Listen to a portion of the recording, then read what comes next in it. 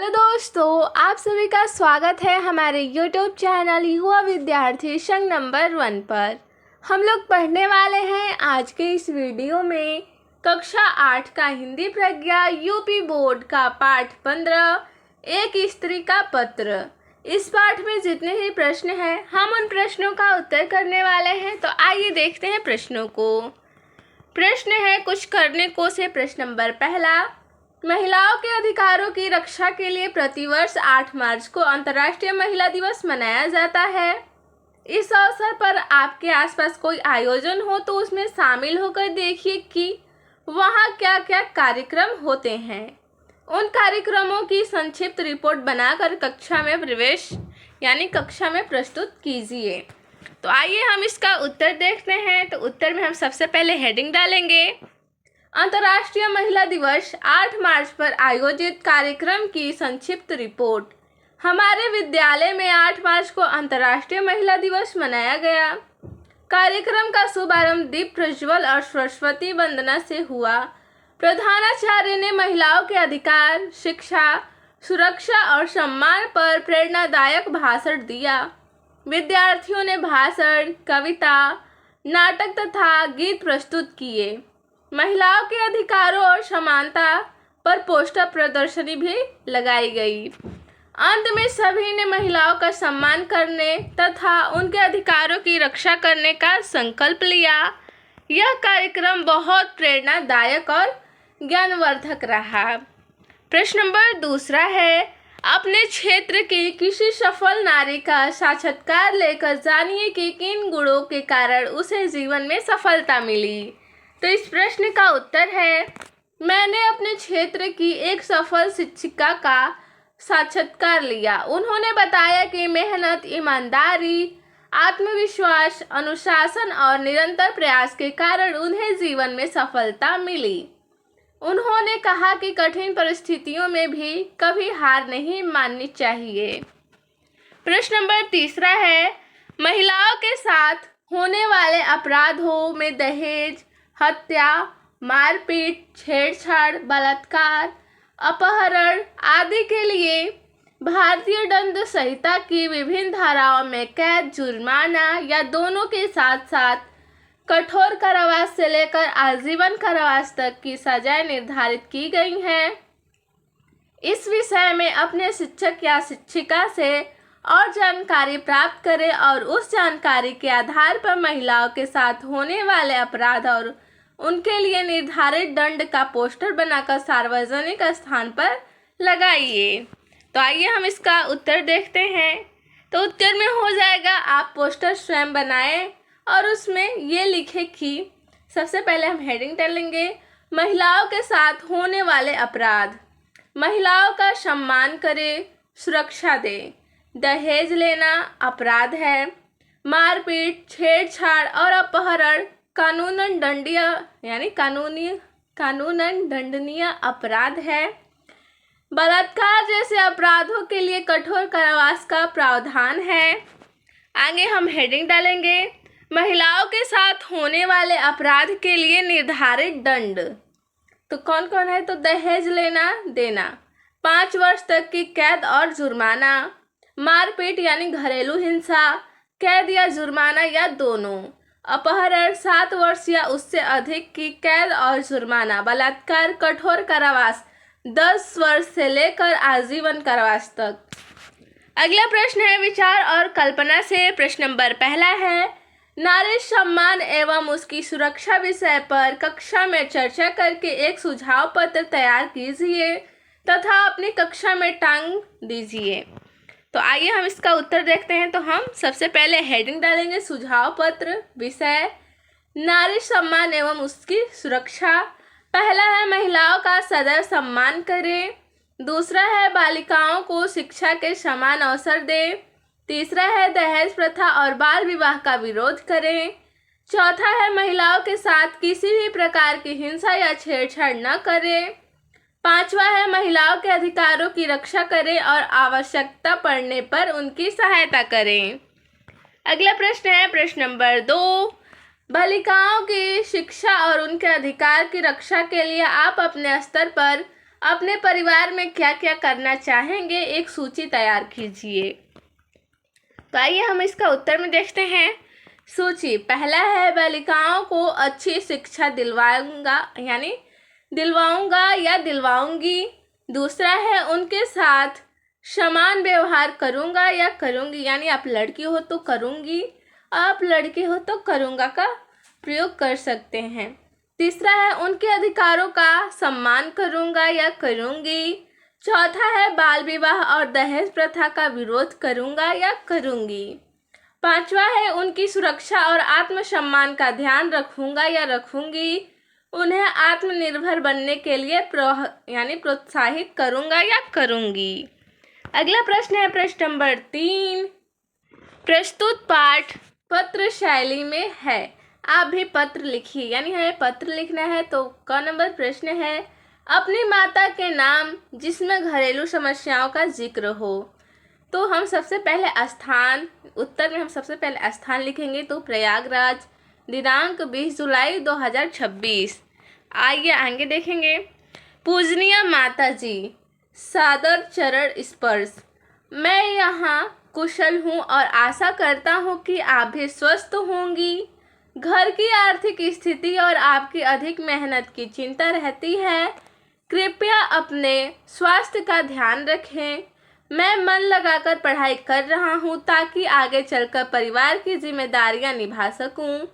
पिताजी तथा घर के सभी सदस्यों को मेरा प्रणाम कहिए। आपका पुत्र दीपक। तो आइए आगे देखेंगे। प्रश्न नंबर ख है, अपने शिक्षक या शिक्षिका को जिसमें विद्यालय को स्वच्छ सुंदर बनाने के तरीके पर चर्चा हो। तो इसे विद्यार्थियों को स्वयं से करना है। अगला प्रश्न देखेंगे, 4 नंबर है, समाचार पत्रों में नारी शोषण की विभिन्न घटनाएं प्रकाशित होती रहती हैं। दहेज प्रथा भी एक ऐसी कुरीति है जिससे नारी शोषण होता है। दहेज प्रथा उचित है अथवा अनुचित, इस बारे में अपने विचार लिखिए। तो आइए हम इसका उत्तर देखते हैं। दहेज प्रथा एक सामाजिक कुरीति है।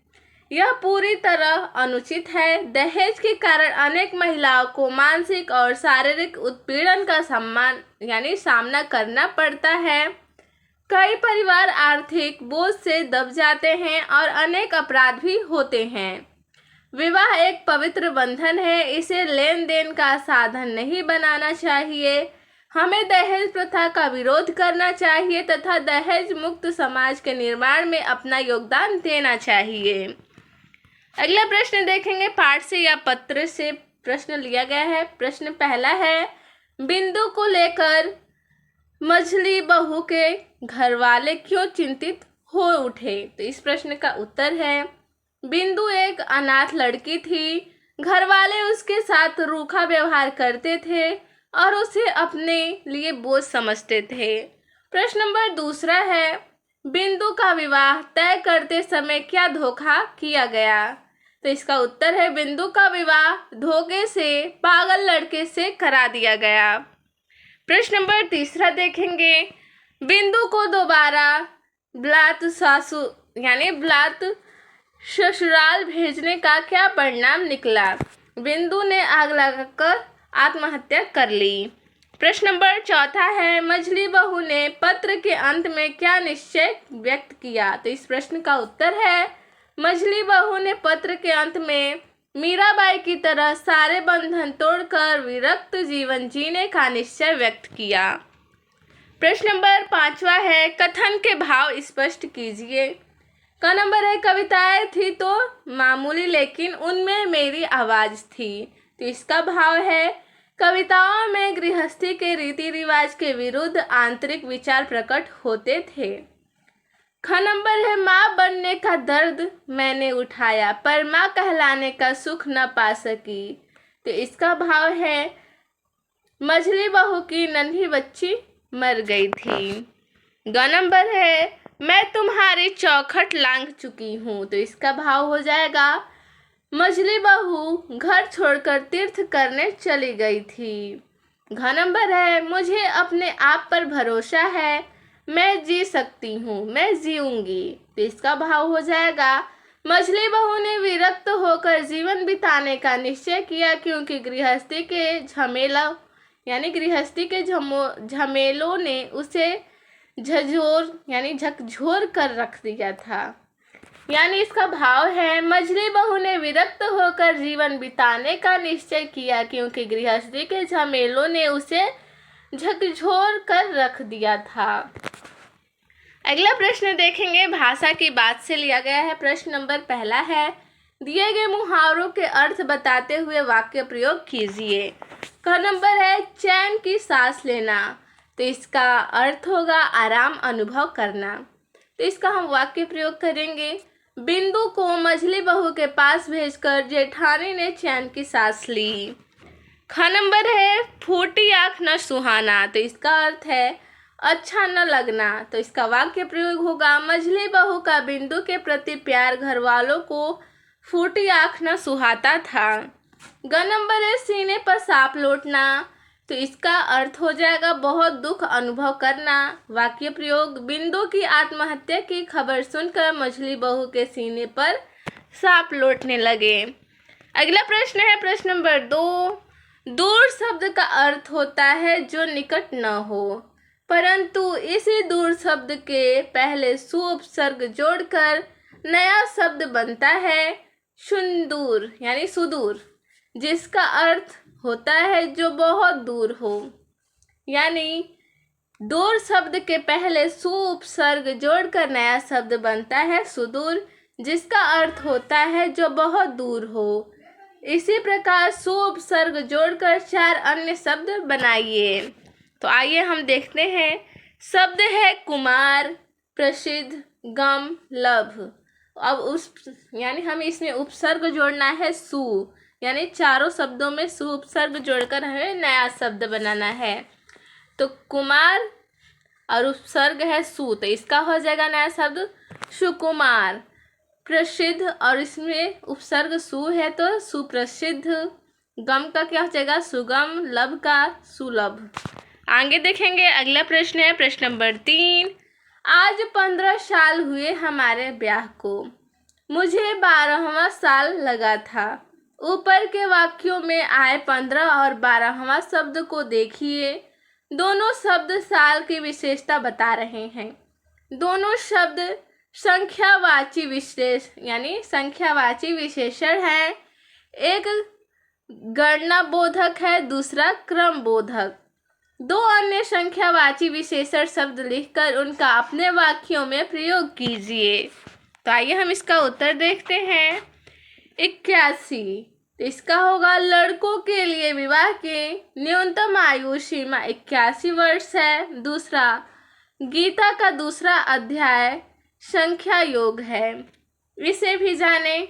श्री रविंद्रनाथ टैगोर को सन 1913 ईस्वी में साहित्य के क्षेत्र में नोबेल पुरस्कार प्रदान किया गया था। तो इस पाठ में बस इतने ही प्रश्न थे। मिलते हैं अगले वीडियो में। धन्यवाद।